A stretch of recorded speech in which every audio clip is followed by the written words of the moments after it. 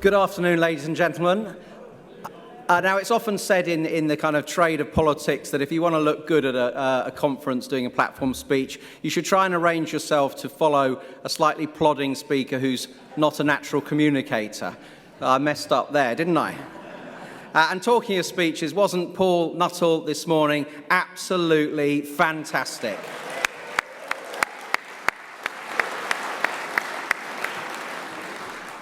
And I say that despite being blamed for the corniest joke in his speech, cheap as chips, if you need a refreshing of your memory. Now, these days, I'm often more behind the scenes advising Paul on his great mission to make UKIP the party of patriotic voters in working class communities, but they let me out sometimes. I was on Channel 4 News recently, some of you may have seen, against Gina Miller, and told her she represented a very small demographic, which was very high-income London households used to getting their own way. After that, I had Channel 4 viewers on Twitter. One of them described me as a Bond villain, some kind of Dr. Evil lurking behind the scenes.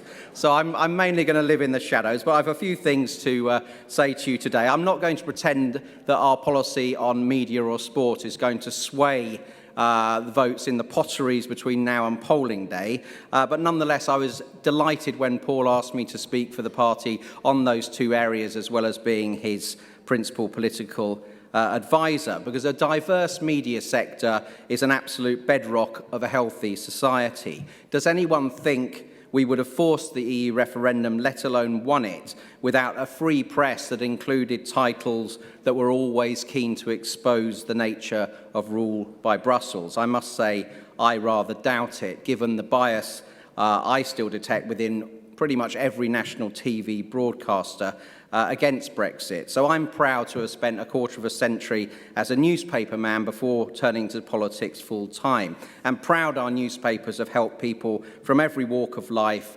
engage in their community and in the political process and not see themselves as disconnected individuals. And that's one reason I had no hesitation of going into bat for our newspapers against proposed statutory regulation with the idea that they would have to pay the legal costs of all sides, even in libel cases that they had won.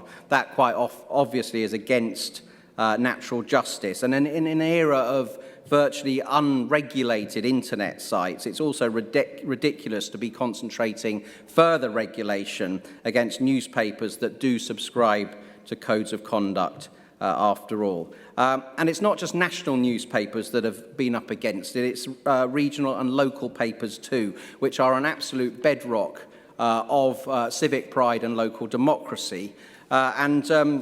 I think they faced unfair competition from the BBC, which for a while was really expanding into text-based local internet sites and actually pushing a lot of local newspapers to the brink. Hopefully the high point of that is over. So on the press, my message is self-regulation is the way forward, but newspapers need to take it more seriously. There are still things they need to improve on, not least their manner on doorsteps when knocking to try and track down people who are used to just being ordinary members of the public away from the gaze and are suddenly pitched in to the limelight through no obvious fault or responsibility of their own. But within that, if they take it more seriously, I say let's be grateful for our newspapers, because I'm sure we will miss them when they are gone.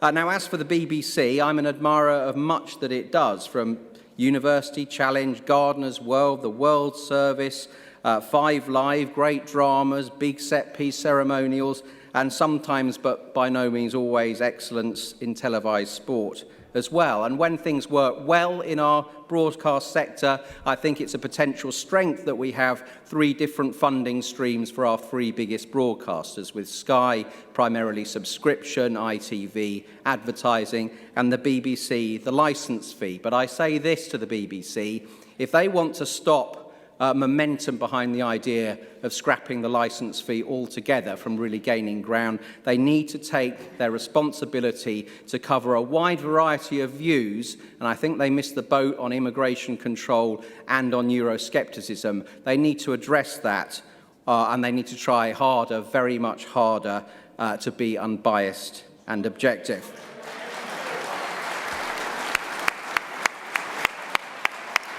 And I look forward, when we have our policy seminars that we postponed because of Stoke, I look forward to discussing with party members ideas on broadcasting and the way forward there. And talking of Stoke, I'm going to be there tomorrow. Are you going to be there tomorrow? That's what I like to hear. So let's turn briefly to sport, which everyone knows that we in Britain are the world kings at. After all, we invented most of the great sports, from 2 codes of rugby, most racket sports, hockey. We invented football. The French invented pétanque. We invented cricket. The French invented French cricket. The constant search for LBW on the beach never really took off. That one. And we have more than our fair share of world-class competitors too, as our performance in recent Olympics shows. And also, we're the greatest nation on earth in terms of spectating. The size of football crowds in particular in Britain is fantastic, not just in the Premier League, but right down to non-league level. The Championship in England draws crowds that are just about as big as Serie A in Italy. Portsmouth, in the 4th tier of English football, drew an average crowd of 16,000 last season, which is higher than half the clubs in the French top division. Sorry to keep making France a whipping boy. So in general, sport is one of the glories of British life. There are clouds on the horizon. Performance-enhancing drugs, sell-off of school playing fields, the jockey club's ridiculous idea of turning racecourses into housing estates, to name but a few. But there are exciting times ahead as well, not least the whisper of an England World Cup bid, perhaps in 2030. And given the ludicrous choices FIFA have made about the next 2 tournaments, I think bringing football home to its natural home would be a fantastic idea. And if there is a bid, I'll be behind it, and I hope everyone else in UKIP will too. Thank you.